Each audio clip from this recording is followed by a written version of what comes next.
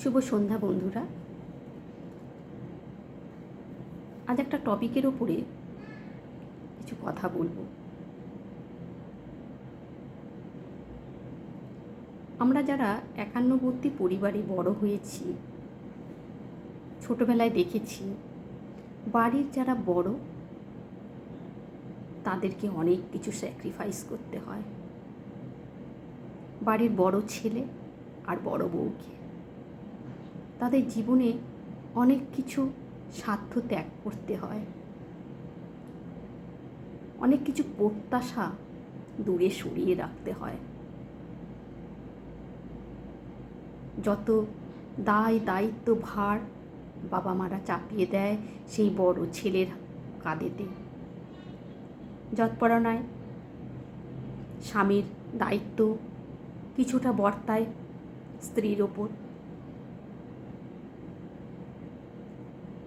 চার পাঁচটা দেওর ননদ সমস্ত কিছু সামলিয়ে তাদের দায়িত্ব বিয়ে দেয়া,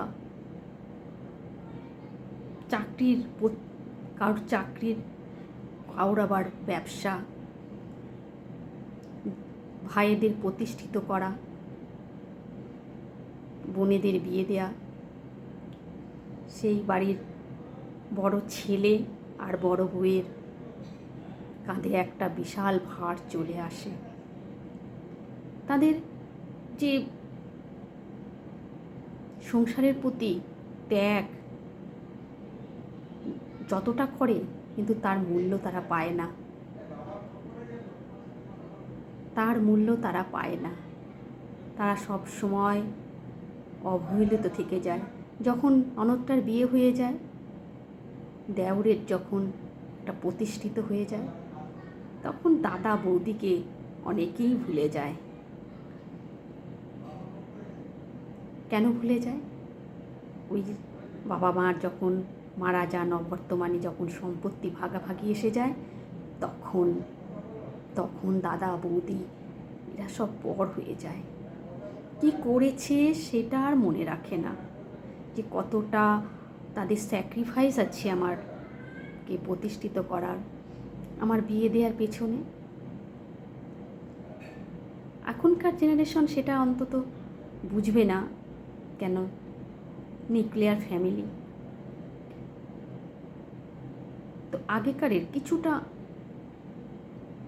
আপার জেনারেশনের মানুষগুলো তারা কিছুটা বুঝবে। আমরা যেমন আমাদের বাবা মাকে দেখেছি স্যাক্রিফাইস করতে, কত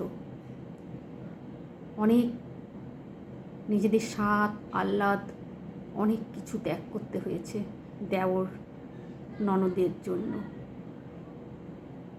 শুধু তারাই নয়, তাদের ছেলে মেয়ের বিয়েতে কত কিছু সোনার জিনিস দেয়া, এই সমস্ত থেকে দায়িত্ব কর্তব্য তো আর শেষ নেই। একটা সংসারে কত কিছু দায়িত্ব থাকে।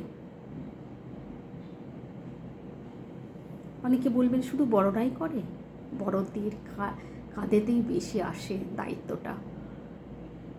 যেমন বড় গাছ যখন বিশাল ঝড় এসে যখন অন্ডভন্ড করে দেয়, বড় গাছগুলোর উপর দিয়েই কিন্তু সেই ঝড়টা বেশি যায়। বড় গাছকে সামলাতে হয় সেই ঝড়টাকে।